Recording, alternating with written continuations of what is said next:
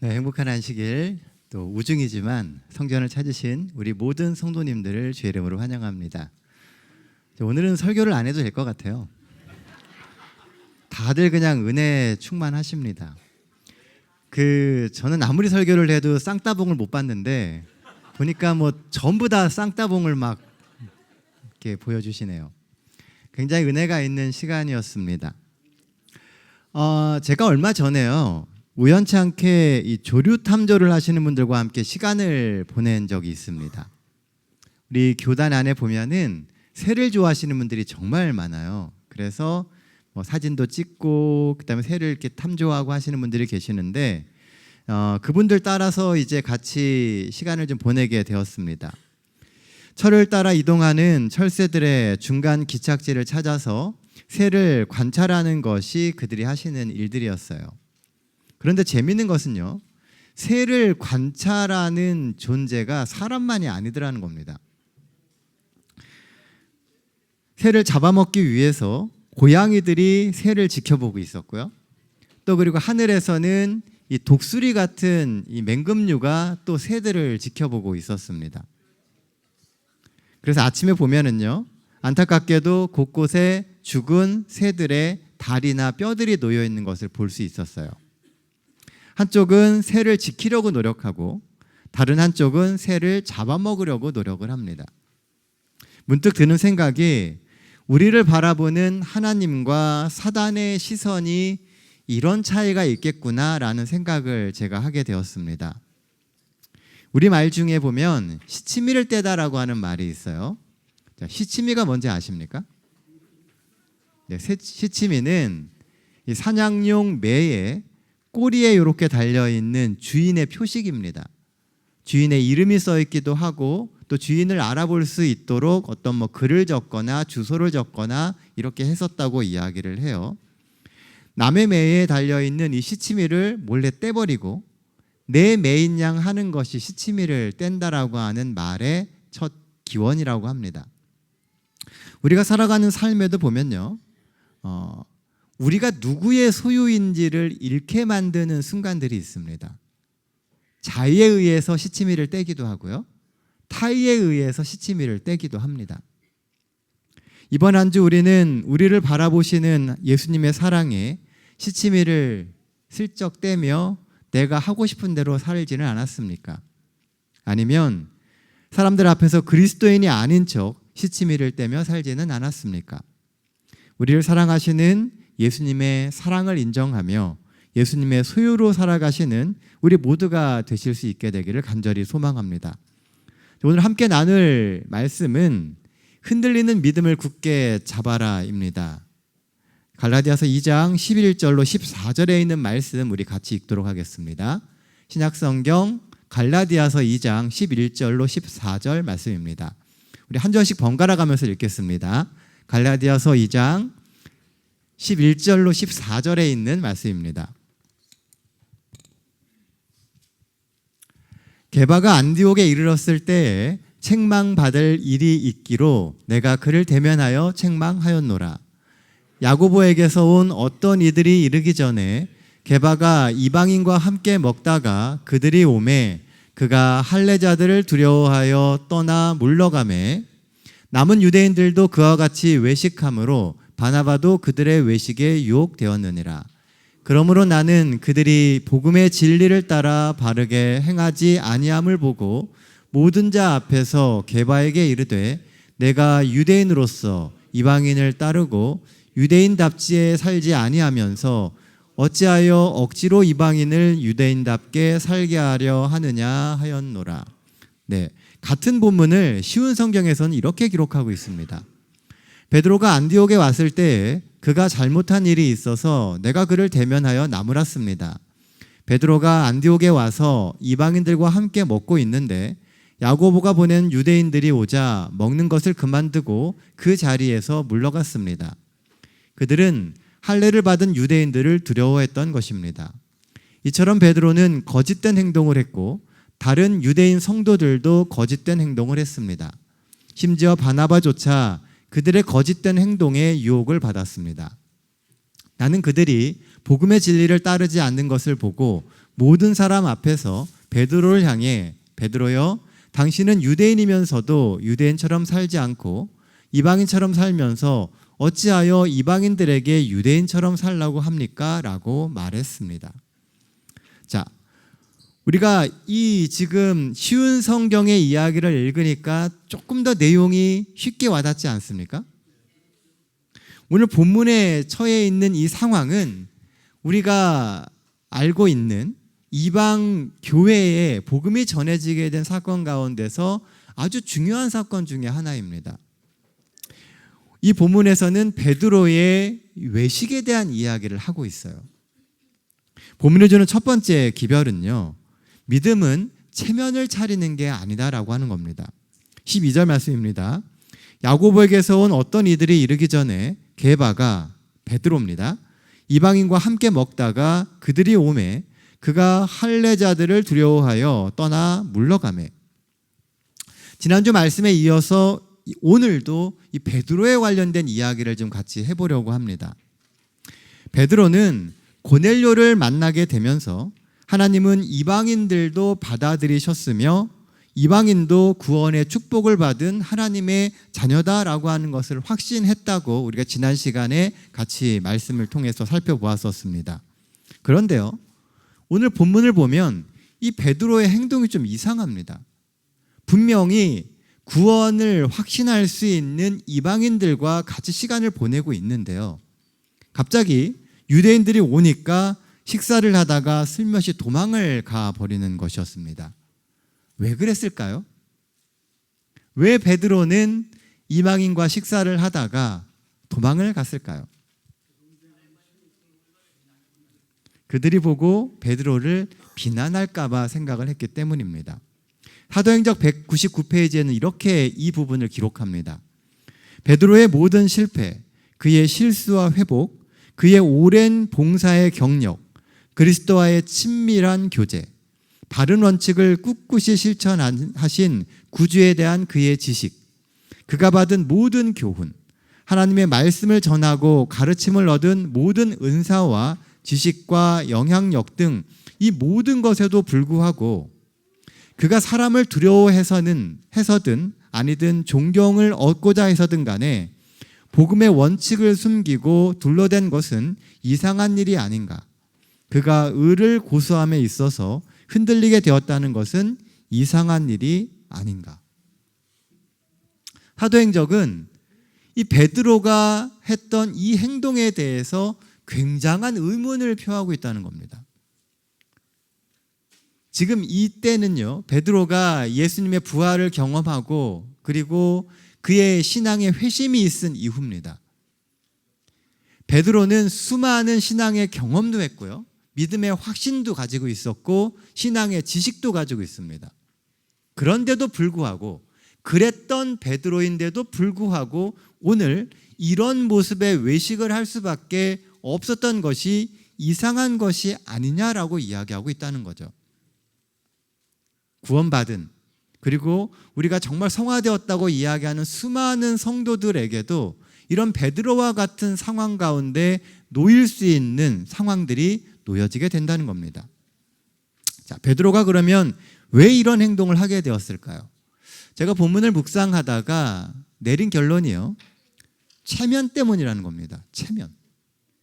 베드로라고 하는 인물이 그 당시 교회 사회 가운데서 갖게 되었었던 위치와 그의 영향력에 대한 그 체면을 지키기 위해서라고 하는 것이죠.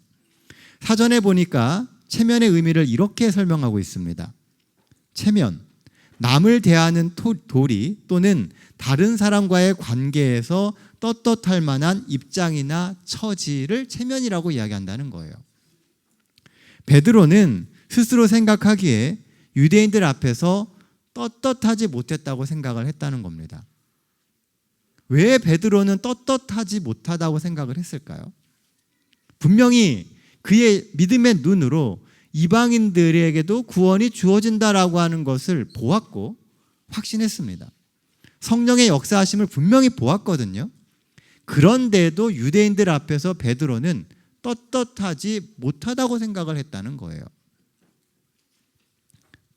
베드로는 이방인의 구원을 확신했지만 그것을 믿지 않는 유대인들 앞에서 논쟁하고 비난받는 것이 두려웠던 겁니다. 우리는 종종 우리 믿음 가운데, 우리의 마음 가운데 믿음의 확신이 있음에도 불구하고 사람들이 두려워서요, 우리가 믿고 있는 그 믿음을 올바로 이야기하지 못하게 되는 상황들이 많다는 겁니다. 그리고 결국 그것은 우리로 하여금 진보했었던 믿음을 뒤로 후퇴하게 만드는 그 원인이 되게 되는 겁니다. 신앙 안에서 주님과 나누었던 귀한 경험과 은혜가 우리에게 있다 하더라도 더 나아가서 성령을 체험하고 변화받은 사람이 되었다 할지라도 사람의 눈을 의식하는 그 체면 때문에 넘어질 수 있음을 보여주고 있습니다. 우리는 그리스도 안에 있지만 우리가 언제나 넘어지고 실패할 수 있는 아주 연약한 인간임을 잊어서는 안 돼요. 그리고 우리가 그런 연약함 가운데 빠지지 않게 하기 위하여 우리의 믿음을 잘 표현하고 그리고 사람들 앞에서 내가 믿는 바를 잘 설명하는 연습들, 그리고 때에 따라서는 그런 말을 우리의 입에 넣어달라고 하나님께 구하는 그런 기도가 필요하다는 겁니다. 우리가 생각하는 것보다 그렇게 대단한 믿음의 사람들이 아니에요. 이것을 인정해야 하나님 앞에서 하나님의 능력을 구할 수 있는 겸손한 그리스도인이 될 수 있습니다. 우리는 거듭남에 대한 이야기를 참 많이 해요. 거듭남은 율법 안에서 이해도가 높아졌다라고 하는 것만을 의미하는 것은 아닙니다. 어떤 의미에서 거듭남은 하나님 앞에서 내가 한없이 연약함을 인정하고 그리고 삶의 태도가 하나님께 늘 의지하는 삶을 살고자 하는 그런 태도로 바뀌어지는 것을 거듭남이라고 이야기하는 겁니다. 그래서 내가 모든 것을 할 수 없다는 것을 하나님 앞에 고백하는 게 거듭남이에요. 그런데 신앙을 하다 보면요, 우리가 신앙이 좋다고 평가받게 되고 교회 안에서 영향력이 생기게 되고 신앙의 연륜이 쌓이다 보면 나도 모르게 그 사람들이 불러주는 이름의 가치에 맞는 사람이 되고자 하는, 그리고 그런 대단한 위치가 된 것처럼 착각하는 그런 상황 가운데 놓이기가 쉽다는 것입니다. 당시에 교회의 모든 사람들이 베드로를 바라볼 때 대단한 믿음의 사람이었어요. 그러니까 그 대단한 믿음의 사람인 베드로가 그 이름값을 한다라고 생각했을 때 그것이 곧 베드로를 시험에 들게 만들었다는 것입니다. 우리가 그리스도 안에 있지만 우리가 언제나 넘어지고 실패하는 그런 연약한 존재임을 우리는 잊지 말아야 돼요. 어쩌면 베드로는요, 이들이 야고보에게서 왔다는 사실 때문에 더 부담이 됐을 수도 있습니다. 왜냐? 야고보는요, 당시 예루살렘 교회의 대표였어요. 그 말은 베드로를 찾아왔었던 이 유대인들은 예루살렘 교회, 즉 당시 모든 이 초대교회에 영향력을 끼치는 가장 큰 교회, 중심이 되는 예루살렘 교회에서 왔던 사람들이라는 것입니다. 그리고 모든 교회에다가 소문을 내기도 하고 논란을 일으킬 수 있는 그 중심에 서 있는 사람들이라는 것을 의미하는 거예요. 그러니까 그들이 한번 보고 가서 이야기를 하기 시작하면요, 교회 안에 있는 모든 사람들에게 베드로의 이 이야기가 다 전해질 수밖에 없다는 겁니다. 그러니까 베드로는 논란을 피하고 싶은 마음도 있었지만 또 다른 한편에서는 그들의 입에 구설수에 오르는 것 자체가 너무 싫었다는 거예요. 그러니까 그런 외식된 행동을 취할 수밖에 없었던 것입니다. 게다가 이들은요, 고린도 교회에도 찾아가서 교회를 혼란스럽게 만들었던 그 주동자들입니다. 이방인도 기독교에 입교하려면 유대화 되어야 한다라고 고린도 교회에다가 이들이 이야기했고요. 또 그리고 할례를 받아야 되고 금식을 해야 되고 각종 정결의식을 해야만 한다고 논쟁하며 비성서적인 주장을 했던 사람들도 바로 이들이었습니다. 어찌 보면 이들은 교회 안에 굉장히 많은 논란을 일으키고 다니는 사람들이었다는 겁니다. 그러니 쓸데없는 논쟁에 휘말리기 싫어서 베드로가 그렇게 했을 수도 있습니다. 뭐 여러 가지 원인들이 있을 수 있어요. 또 어쨌든 간에 그 모든 것을 피하고자 하는 그 마음 때문에 베드로는 결국 외식하게 되었다는 겁니다. 그가 갖고 있던 그 체면이라고 하는 것 때문에요. 그런데요, 이 부분을 이렇게 읽으면서 생각을 하다가 문득 드는 생각이, 그날 그 자리에 있었던 이방인들은 얼마나 상처를 받았을까 하는 생각이었습니다. 좀 전까지는 믿음 안에서 한 형제라고 막 이야기하며 그들의 구원에 대해서 막 이야기하던 베드로가 갑자기 유대인들이 나타나니까 모른 척하고 사라지는 거예요. 여러분들 그런 경험 해보신 적 있습니까? 누군가가 여러분들의 구원에 대하여, 믿음에 대하여 막 이야기를 하는데 갑자기 아주 중요한 순간에는 나를 모른 척하는 거예요. 믿음의 편에 서지 않고 세상의 편에 서가지고 자신을 지키기 위해서 슬며시 빠지는 그런 경험을 해보신 적이 있으십니까? 이런 상처는 수많은 사람들의 신앙의 기초를 흔들게 됩니다. 왜냐하면 이것은 그들의 자존심의 상처를 낼 수도 있기 때문에 그래요. 자존심의 상처를 입은 사람들은 쉽게 그 마음을 닫아버립니다. 그리고 그렇게 닫혀진 마음은 언제 다시 열릴지 몰라요. 자신의 체면을 지키려는 우리의 모순된 행동이 수많은 영혼들을 잃어버리는 이유가 될 수 있다는 겁니다. 그래서요, 우리가 믿음을 갖고 산다라고 하는 것, 믿음의 원칙 위에 선다라고 하는 것은 어떤 의미에서 나와 남을 고려하는 것이 될 수 있습니다. 나를 지키려는 체면이 사실은 남을 망가뜨리고 남을 잃게 만들 수도 있다는 거예요. 근데 잘 생각해 보면 나와 남은 연결되어 있습니다. 남이라고 하는 글자가 있어요. 잘 보시면 남이라는 글자는 이 미음 위에 나를 올려놓은 겁니다. 나를 위해 살면 나는 계속 바닥에 붙어 살지만 남을 위해 살면 내가 돋보이고 사실은 내가 더 높아진다는 것이죠. 그러니까 남을 고려하고 그리고 남에게 그리스도인으로 살아갈 때 우리가 나라고 하는 그리스도인이 더 높아질 수 있다는 것입니다. 체면을 차리면 내가 쌓아온 모든 것을 지켜낼 수 있는 것처럼 보여요. 하지만 그 나를 지킨다라고 하는 그것이요, 결국은 그 체면이 나로 하여금 정말 나를 잃어버리게 만드는 원인이 될 수도 있다는 겁니다. 체면에 붙들려서 더 앞으로 나가지 못해요. 체면을 지키려고 하다가 믿음의 진보를 갖지 못하는 경우가 생길 수 있다는 겁니다. 영적으로 볼 때 그리스도인이 성화되지 못하는 이유 중 하나는 체면 때문에 그 믿음을 온전히 표현하지 못하기 때문에 그래요. 내가 이렇게 표현하면 사람들이 나를 어떻게 볼까? 구약 성경에 보면요, 다윗 왕이 하나님의 법궤가 다윗 성으로 들어올 때 막 춤을 추는 이야기가 나옵니다. 그때 다윗의 아내였던 미갈이 그 다윗 왕을 나무래요. 왕으로서 어찌 그렇게 채통을 안 지키냐고요. 근데 다윗이 그런 얘기를 합니다. 내가 그리스도인으로서 내가 하나님을 섬기는데 이런 기쁨을 표현하는 게 당연하지 않겠냐고. 어느 누구도 나의 이런 표현을 당신 미갈이 보는 것처럼 그렇게 생각하지 않는다라고 하는 이야기를 합니다. 오늘 우리가 우리 속에 있는 믿음을 표출하지 못하면요, 우리의 믿음은 그만큼 자라날 수가 없습니다. 믿음은 순수한 거예요. 내 속에 있는 믿음을 표현하고 그리고 내가 그 믿음대로 살려고 삶을 바꿔나가게 될 때 자연스럽게 성화가 일어나는 겁니다.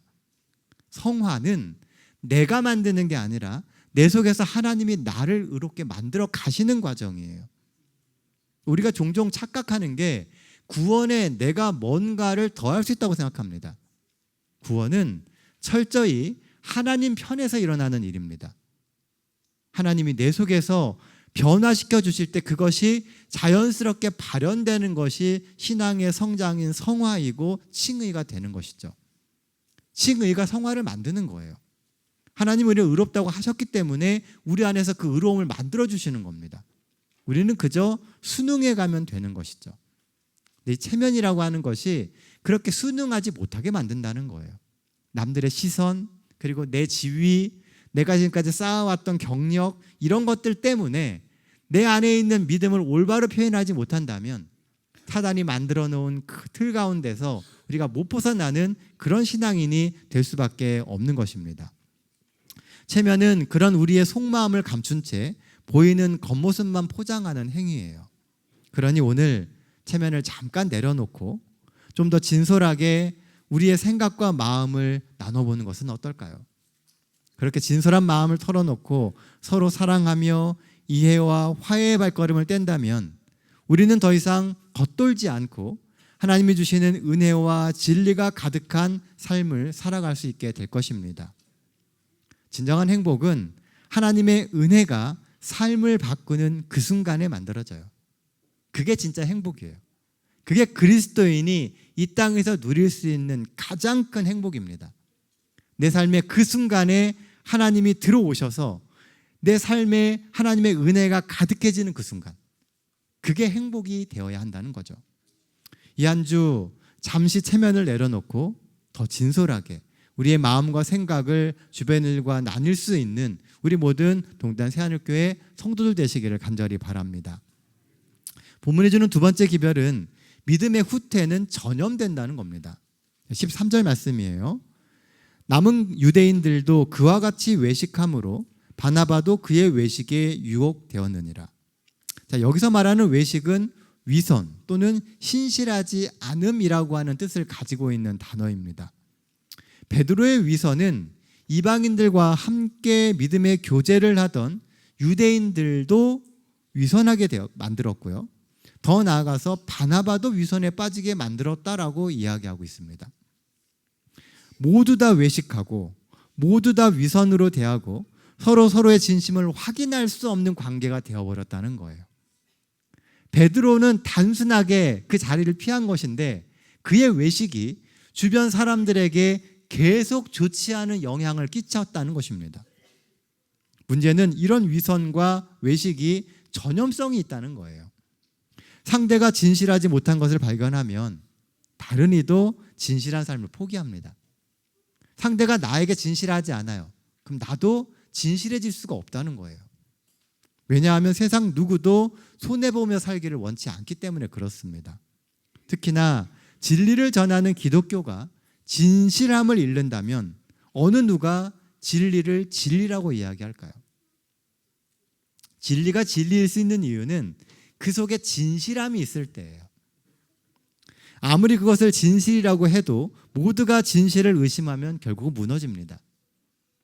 오늘 본문의 베드로의 외식은 자칫 그런 무서운 연쇄 반응을 일으킬 수 있는 중요한 시작점이 될 수도 있었습니다. 다른 유대인과 바나바까지 그 외식함이 옮겨간 것을 보면 확실히 그 전염이 시작된 겁니다. 만약 이 상태 그대로 뒀다면 아마 지금쯤 기독교는 소리 소문 없이 사라져 버렸을지 모릅니다. 1313년 로마의 콘스탄티누스 황제가요, 밀라노 칙령을 내려서 기독교를 공식 종교로 인정하게 됩니다. 그래서 로마의 공식적인 국교가 기독교가 되게 돼요. 놀라운 일이죠. 수많은 사람들이 이 교회 안으로 들어오기 시작하고요. 이로 인해서 교회와 국가 간에 아주 친밀한 관계가 만들어졌습니다. 그리고 로마는 기독교 왕국이 되게 되었어요. 수많은 사람들이 기독교로 개종하기 시작했고 기독교인들은 정치적으로도 중요한 직분들을 차지하게 되었습니다. 그래서 권력과 밀착한 종교는 반사 이익을 얻기 시작합니다. 그러다 보니까 수많은 거짓 그리스도인들이 등장하기 시작해요. 자신의 이익을 위해서 그리스도인인 척하는 사람들이 생겨나기 시작했다는 거죠. 그리고 그들과 교류하는 기독교인들 사이에서도 진실함보다는 더 기품이 있는 진실한 그리스도인이 되기보다는 뭔가를 위하여 목적이 있는 그리스도인이 되는 사람들이 점점 많아지기 시작했다는 겁니다. 마음의 회심은 없고 그저 이빨린 신앙 고백만을 일삼는 사람들이 교회를 채우기 시작한 것입니다. 이것을 역사에서는 콘스탄티누스 주의라고 이야기합니다. 중세 기독교의 타락은요, 바로 이 콘스탄티누스 주의에서 시작되었습니다. 교회 안에 들어온 진실하지 못한 외식이 기독교를 타락하게 만들었다는 거죠. 진심을 알 수 없고 신뢰할 수 없는 종교를 어떤 사람이 믿고 의지하겠습니까? 내가 먼저 진실해지고 내가 먼저 이 신앙을 전적으로 신뢰해야 나를 아는 모든 사람들도 이 신앙에 흥미를 느끼게 되고 참여하고 싶어지게 되는 겁니다. 우리가 우리를 마지막 남은 물이라고 이야기를 해요. 우리가 마지막 시대에 우리에게 맡겨진 새천사의 기별을 잘 전하기 위해서는요, 우리가 먼저 진실해져야 됩니다. 그리고 우리가 믿고 있는 이 복음의 말씀에 확신을 가져야 돼요. 그리고 진실된 마음으로 그 복음을 나누게 될 때 사람들이 그 복음에 관심을 갖게 된다는 것이죠. 위선만큼 우리의 신앙을 좀먹는 것은 없습니다. 위선은 어느 순간 사람들만 속이는 게 아니라 나까지 속입니다. 내가 어떤 신앙인인지를 모르게 만들어요. 그래서 예수님이 재림하시는 그날 예수님이 나를 모른다고 하실 만큼 평소에 우리의 눈을 멀게 해서 내 진짜 모습을 보지 못하게 만들 수도 있다는 겁니다. 우리가 정말 좋은 그리스도인인지 하나님의 말씀 안에서 다른 길을 가고 있는지 우리는 돌아봐야 합니다. 그리고 그 믿음 위에서 부족함을 느낄 때마다 주님 앞에 무릎 꿇고 나아가는 신앙인이 되어야 정말 하나님께서 우리를 귀히 쓰실 수 있는 마지막 시대 도구가 우리가 될 수 있게 되는 겁니다. 우리 안에 진실함을 잃지 않도록 우리는 주의해야 합니다. 남들은 어떻게 살든 우리는 진실한 삶을 살아야 돼요. 요즘 시대에 기독교가 신뢰를 잃는 가장 큰 이유 중에 하나는 거짓에 익숙해졌다는 겁니다. 교회도 거짓에 익숙해져 가고 있어요. 거짓에 익숙해진 사람의 눈에는 진실이 의심스럽게 보입니다. 세상이 교회가 타락했다고 이야기하고 믿을 수 없다라고 이야기하는 이유 중에 하나는 모두가 다 거짓에 익숙해졌기 때문에 그래요. 작은 위선이 반복되면 그 쌓여진 거짓으로 인해서 우리가 가지고 있는 진리와 진실마저 왜곡되어 버립니다. 그래서 본문에 보면 사도 바울은 모두가 보는 앞에서 어떻게 합니까? 베드로를 꾸짖습니다. 굉장히 상징적인 거예요. 베드로가 어떤 면에서 사도 바울보다 당시에 더 영향력 있는 사람이었을 수 있습니다. 그는 유대인들을 대표하는 사람이었기 때문에요. 그럼에도 불구하고 사도 바울은 베드로의 그 잘못된 외식을 공개적으로 이야기를 합니다.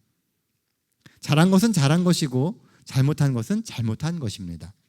그렇게 베드로의 외식을 꾸짖고 그 외식의 길을 간 다른 이들도 꾸짖습니다. 그리고 그 꾸짖음을 계기로 그들이 회개하고 돌아올 수 있는 기회를 주었다는 거죠. 이게 중요한 겁니다. 한두 사람의 영향으로 믿음이 후퇴될 수도 있습니다. 그러면 바로 잡아야 합니다. 잘못은 잘못으로 인정하고 회개하며 돌이키도록 서로 도와주어야 돼요. 그래야 같이 구원을 누리는 성도가 될 수 있기 때문에 그렇습니다. 혹 우리 삶에 외식하고 있는 부분이 있다면 다시금 이 시간 진실하게 믿음대로 당당히 살아가기로 결심하게 되시길 바랍니다. 여러분들 마음 가운데 뭔가 느껴지는 것이 있고 떠오르는 것이 있다면 여러분들 회개 자리로 나가야 됩니다. 하나님, 제가 제 삶을 살아가면서 그전에는 생각하지 못했던 이런 부분이 있습니다. 깨닫고 보니 이 부분이 제가 주님 앞에 진실하지 못했던 것 같습니다. 하나님, 저에게 새 삶을 살 수 있는 용기를 허락해 주십시오. 그렇게 나아가게 될 때 우리가 조금 더 나은 그리스도인으로 살아갈 수 있는 거예요. 마지막 시대에 선악의 대쟁투의 성패는 우리가 얼마나 하나님과 가깝게 붙어 있느냐입니다. 내가 얼마나 능력 있는 그리스도인이 되느냐가 아니고요. 내가 얼마나 그리스도와 친밀한가예요. 우리가 이 외식함 때문에 하나님과 멀어지지 않도록 늘 우리의 삶을 돌아볼 수 있게 되기를 간절히 바랍니다. 말씀 정리하겠습니다. 본문이 주는 첫 번째 기별은 믿음은 체면을 차리는 게 아니라는 거예요. 너무 남의 눈을 의식하지 마십시오. 사람들이 내가 이렇게 이야기하면 어떻게 볼까? 내가 이렇게 믿음의 행동을 하면 사람들이 이상하게 보지 않을까? 그런 생각하지 마세요. 말이 좋아 체면이지 사실 신앙생활에서의 체면은 위선이 될 수 있습니다. 사람들의 눈을 의식하기보다 하나님의 눈을 의식하며 살아야 진짜 그리스도인이 되는 거예요. 하나님을 믿는다면 주신 믿음을 따라 담대하게 살아가십시오. 하나님이 수많은 믿음의 문제를 극복할 수 있는 힘을 우리에게 주실 것입니다. 본문이 주는 두 번째 기별은 우리의 믿음의 후퇴는 다른 이의 믿음의 후퇴로 전염된다는 거예요. 그러니까 내가 물러서면 내 주변에 있는 많은 이들도 같이 물러서게 된다는 겁니다. 신뢰를 잃는 것은 모든 것을 잃는 것입니다. 신앙생활은 그 신뢰를 기반에 둡니다. 그러므로 늘 진실의 위치에 서려고 노력해야 합니다. 죄는 전염성이 강하기 때문에 처음부터 조심해야 돼요. 그리고 하나님 편에 서서 어떻게 해서든지 믿음의 쟁투를 하려고 해야 우리의 삶이 하나님 안에서 해결됩니다. 내가 내 지혜로, 내 방법으로 인간의 방법을 가지고 해결하려고 하면 할수록 우리는 죄의 수렁 가운데 더 빠지게 됩니다. 이 한 주도 진실함의 기초 위에 우리의 신앙을 더욱 공고하게 쌓아 올려게 되시길 바랍니다. 세상에 그 어떤 거짓이 우리의 삶을 흔들어 놓는다 할지라도 계속 진실된 믿음의 길을 가십시오. 그러면 내가 정말 소중히 여기는 이들, 가족과 내 이웃과 나의 친척들이 믿음 안에서 더욱 굳게 서는 놀라운 경험을 하나님이 우리에게 분명히 주실 겁니다. 가족 전도의 그 시작점에는 진실하게 신앙을 하는 나의 모습이 먼저 있어야 됩니다. 그 진실함으로 접근할 때, 나아갈 때 많은 이들이 마음에 감동을 잊게 되고 그리스도에 대하여 새로운 시각을 갖게 되는 겁니다. 꽃내음 가득한 봄의 기운처럼 우리의 삶에도 우리를 꼭 붙드시는 하나님의 능력이 함께 하실 수 있는 한 주가 되길 간절히 바랍니다.